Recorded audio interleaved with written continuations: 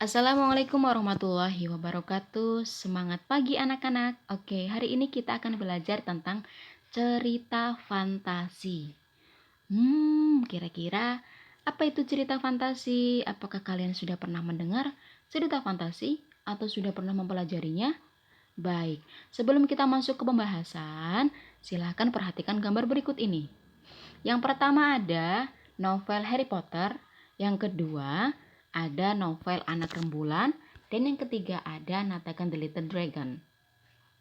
Apakah kalian sudah pernah membaca salah satu novel dari yang setelah ibu sebutkan?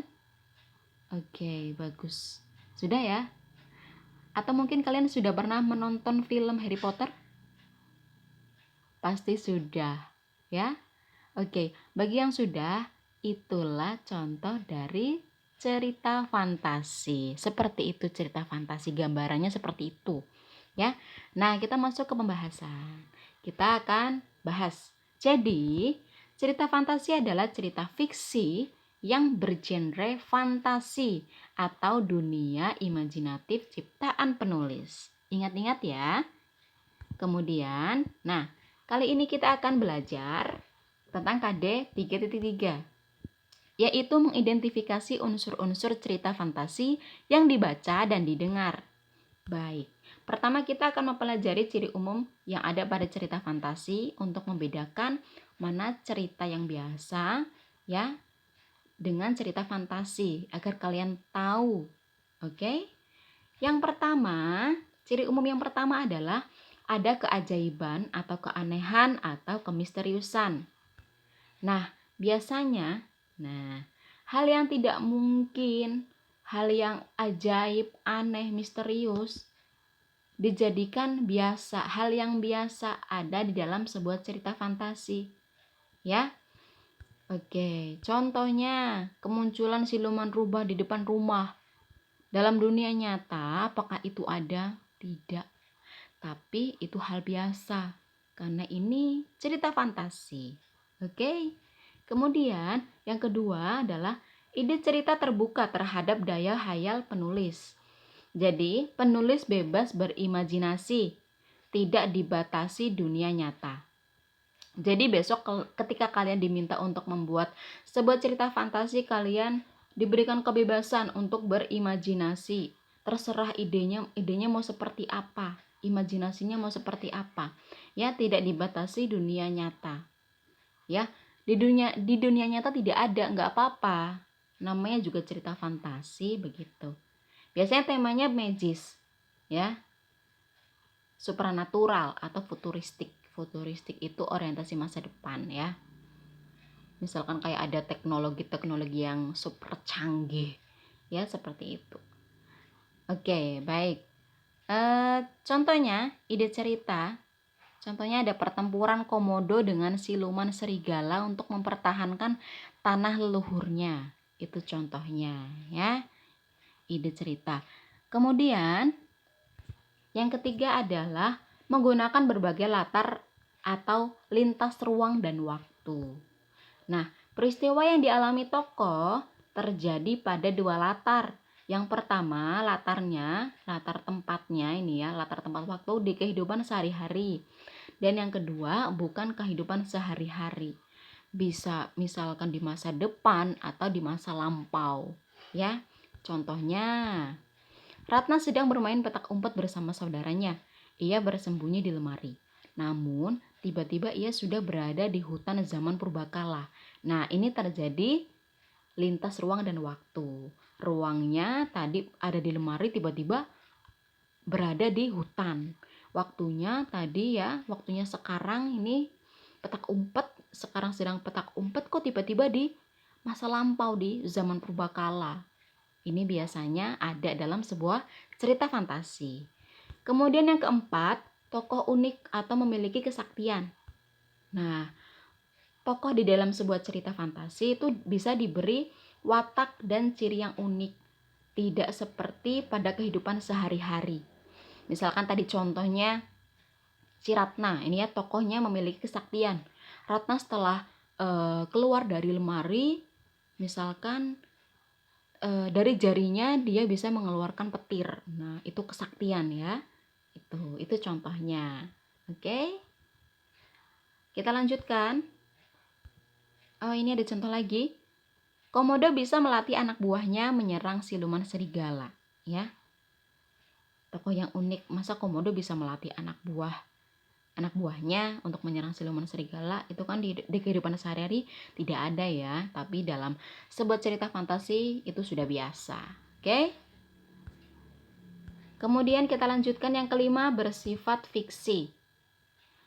Ceritanya tidak nyata. Jadi cerita dalam sebuah cerita fantasi itu tidak nyata. Di dunia nyata itu tidak ada.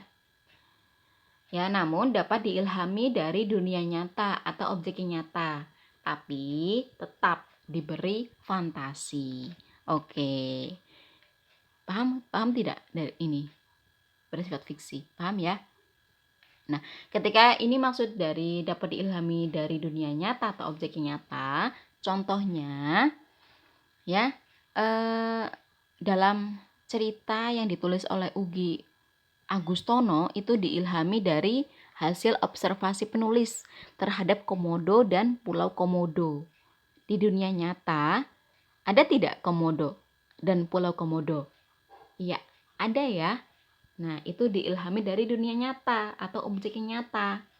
Tapi tetap diberi fantasi. Fantasinya apa tadi? Si komodonya bisa melatih, ya, diberi hayalan-hayalan gitu ya. Kemudian yang keenam, bahasanya. Ya. Bahasanya variatif, ekspresif. Kemudian bukan menggunakan bahasa yang formal, menggunakan ragam percakapan. Ragam percakapan ya. Bahasa sehari-hari bisa. Jadi bukan melulu yang bahasa yang formal, yang kaku. Begitu. Itu ya anak-anak. Kalian harus ingat-ingat ciri umum dari cerita fantasi. Kemudian kita akan belajar tentang unsur intrinsik cerita fantasi. Apa itu unsur intrinsik? Nah, ini dia. Unsur intrinsik adalah unsur yang ada di dalam sebuah cerita. Ya.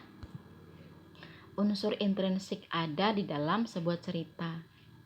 Jadi dalam sebuah cerita fantasi kurang lebih ada 6 unsur intrinsik, unsur pembangunnya ada 6. Apa saja? Mari kita bahas. Yang pertama ada tema. Apa itu tema? Tema adalah ide yang paling mendasar yang menjadi acuan untuk mengembangkan cerita. Jadi sebelum kalian membuat sebuah cerita, kalian harus pikirkan dulu temanya tentang apa ini. Tentang persahabatan, tentang misalkan kasih sayang dan sebagainya ya, yang imajinatif. Ya, bisa seperti itu. Kemudian alur. Alur adalah jalan suatu cerita yang berupa peristiwa-peristiwa yang tersusun dan saling berkaitan. Ini tadi ceritanya si Ratna ya. Setelah dia ketika dia berada dalam sebuah lemari, tiba-tiba dia berada di hutan zaman purbakala. Nah, kemudian terjadi pertempuran atau dan sebagainya, kemudian keluar dari lemari sudah berada di kamarnya. Nah, itu peristiwa-peristiwa ya yang tersusun, yang saling berkaitan, itu namanya alur. Oke, alur ada alur maju, alur mundur, kemudian alur campuran. Begitu. Ya. Kemudian tokoh dan penokohan. Tokoh. Kalau tokoh itu adalah pelaku di dalam sebuah cerita. Kalau penokohan adalah karakter atau watak si pelaku. Paham ya? Pelaku. Contohnya tadi cerita si Ratna. Pelakunya siapa? Ya Ratna. Tokohnya Ratna. Penokohan wataknya seperti apa? Misalkan dia pemberani dan sebagainya. Dibuktikan dalam kutipan teksnya. Ya, dari percakapannya mungkin. Ya, itu. Kemudian berikutnya latar. Nah, latar di sini adalah tempat, waktu, serta suasana yang menjadi latar belakang suatu cerita. Seperti tadi cerita si Ratna, nah tempatnya ada di lemari, ya, itu tempatnya. waktunya, suasananya seperti apa, apakah mencekam, ya, dan lain sebagainya. Kemudian berikutnya sudut pandang. Apa itu sudut pandang? Sudut pandang adalah posisi pengarang dalam membawakan suatu cerita. Tadi Ibu sebagai pengarang. Bagaimana saya membawakan suatu cerita Ratna? Nah, sudut pandangnya tadi cerita si Ratna memakai sudut pandang orang ketiga. Ya, karena Ibu membawakan ceritanya dengan kata Ratna. Langsung memberikan nama tokohnya Ratna.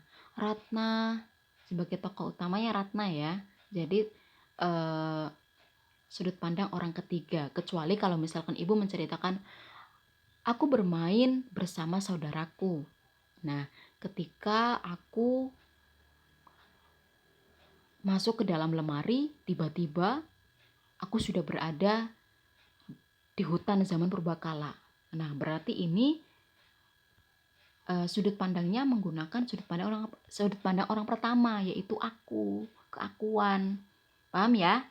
Oke. Kalau dalam sebuah cerita itu langsung menceritakan nama tokohnya, tadi si Ratna, si Komodo dan sebagainya, itu sudut pandang orang ketiga. Tapi kalau aku sebagai tokoh utama, aku menceritakannya memakai kata aku, maka itu sudut pandang orang pertama. Oke? Nah, yang terakhir adalah amanat. Amanat adalah pesan yang ingin disampaikan oleh pengarang kepada pembacanya. Ya, kira-kira amanatnya dalam sebuah cerita itu apa? Biasanya ada yang sudah tertuliskan pada teks itu, ya. Ada juga yang harus kita pahami terlebih dahulu baru kita tahu amanatnya itu apa. Begitu. Itu ya anak-anak penjelasan dari Ibu. Terima kasih atas perhatiannya. Jangan lupa like dan subscribe agar channel Ibu semakin berkembang. Terima kasih. Wassalamualaikum warahmatullahi wabarakatuh.